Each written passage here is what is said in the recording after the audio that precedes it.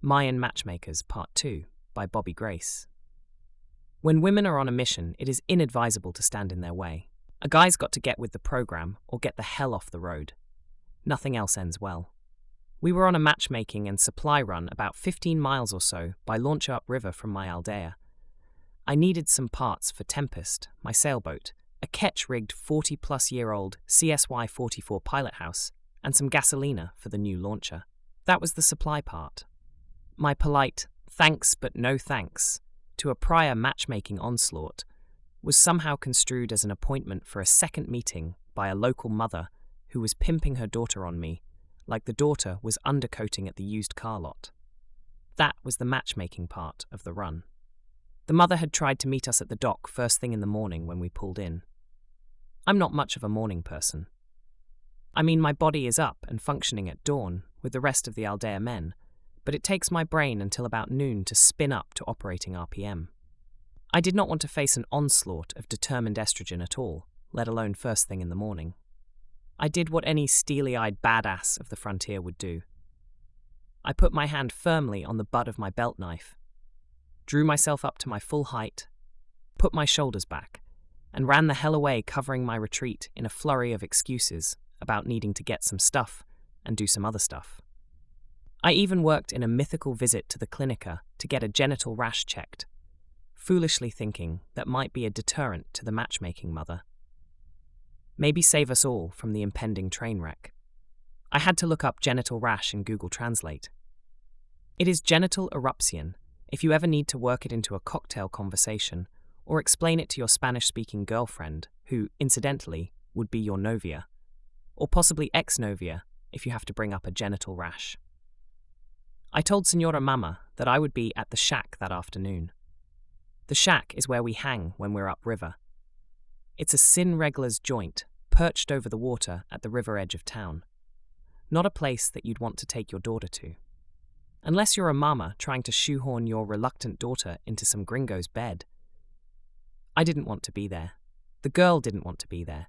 The girl's kid didn't want to be there. At least some of the bar staff didn't want to be there. Mama did everything but buy us a six-pack and some condoms and push us out the door. Somewhere between my very suave and well-rehearsed, it is easy to see why the daughter is pretty when the mother is so beautiful.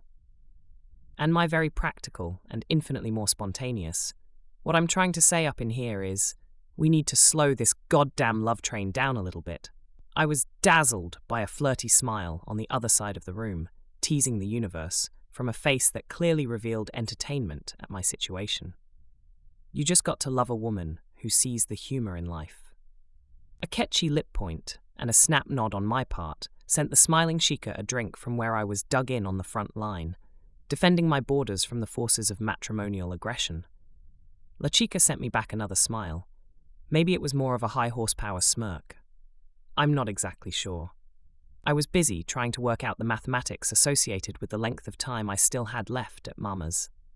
Buy here, pay here, drive a daughter home today emporium, before I could escape without being rude. There is something different in every woman's eyes.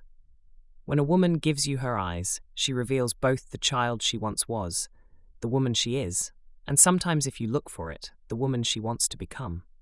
Words don't fit around things like that. Good thing too. La Chica and I didn't speak each other's language. Didn't matter.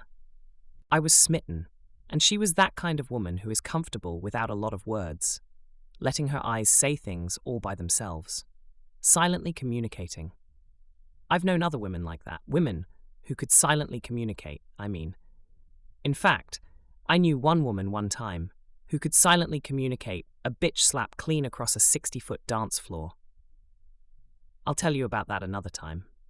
So anyhow, there we were, silently communicating the shit out of each other. The rest of the river rats whom I'd come upriver with were smoking dope, drinking, and doing their part to maintain the glorious ruckus that is the shack. The poor daughter of used car mama bolted for the door as soon as I managed to politely wrestle her audition to the mat for the 3 count. Didn't give me a thumbs up or a thank you glance or anything for getting both of us out of that clusterfuck either. Man, nobody wants an ungrateful woman. No wonder Mama was offering free white wall tires and window tint to drive away today. Mama wasn't leaving yet, though. She was hawking the room for other potential buyers, like a starving musician looking for a leftover French fry.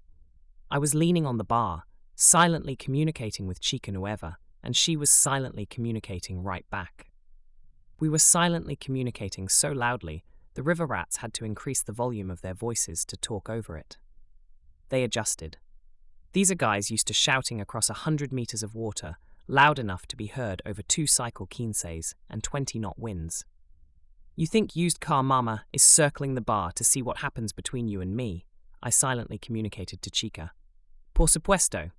She silently communicated back. It could have been closer to, of course she is, you knucklehead. But remember, we were silently communicating in 2 different languages at once. The day had passed into the afternoon, and the wind had picked up, as it usually does that time of day. That day, it brought a squall with it. So the squall was rolling in, the wind was blowing, the rain on the tin roof was getting louder, the thunder was getting louder, the river rats were getting louder. I'm leaning on the bar, Chica is sitting 20 feet away. We're silently communicating like rabbits, and every time the lightning flashed, I catch Mama out of the corner of my eye in a different part of the room, staring at either Chica or me. Fucking creepy. I swear to God I never saw her move.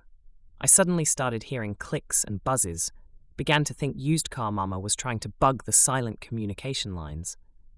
It didn't work.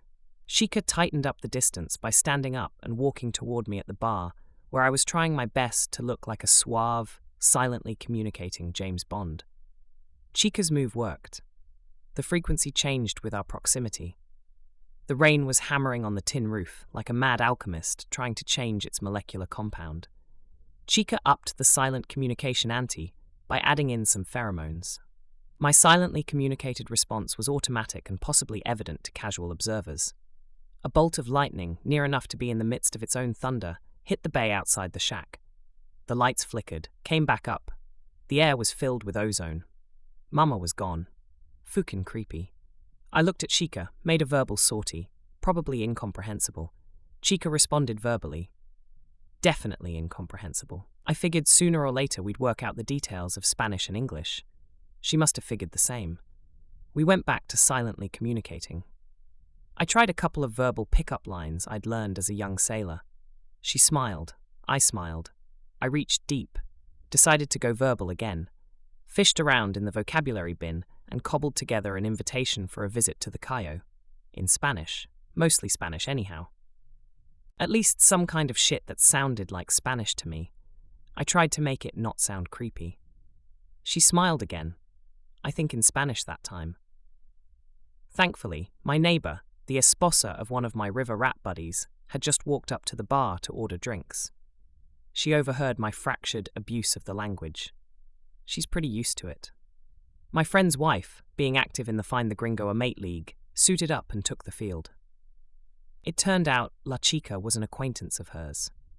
Good thing too. I'm pretty sure somebody had to stand up for the kid at the meeting of the Matchmakers coven here in the village. They're not going to let some town-bred puta just sashay into their aldea and take up with one of their gringos. No siree. A girl best be having her shit together to be coming up in this place. I guess this one did. Mi vecinas pointed out they didn't know a whole lot about La Chica. After all, she is a town girl from upriver and didn't come from an aldea family. But they were quick to point out that what they did know about her suggested she might be a pretty good woman. Given time, of course, to learn the ways of the village and the river, and the mysteries of knucklehead gringos. At least that's what it sounded like to me. I'm guessing the Mayan sisterhood knows more than they're telling me. They probably spent the last week, upriver, cruising the town in a panel van, snatching people off the street and interrogating them at clandestine, undisclosed locations. The gods are big in places like this. The gods of water and wind and earth and fire and of the primal heart of man. The old gods. The gods who let man be a little closer to them. We live among them here in my little patch of jungle. I have walked beside them, among them. I have seen them manifest themselves in this river. I have seen them manifest themselves in her people. I have seen them manifest themselves in a gaggle of frontier village women, believing that a gringo knucklehead who came from some damn place they've never heard of, who possesses no useful adult skills they've ever heard of, who doesn't even know how to speak right, was worthy of the Aldea, was worthy of their assistance to make him happy here. I have a lot of respect for local culture and customs. Esta mi Aldea. It is my village. I live here by choice, but I haven't been answering any calls or texts from Mama or her deer-in-the-headlights daughter. A smart man keeps a little distance between himself and that voodoo shit. This is the jungle, after all.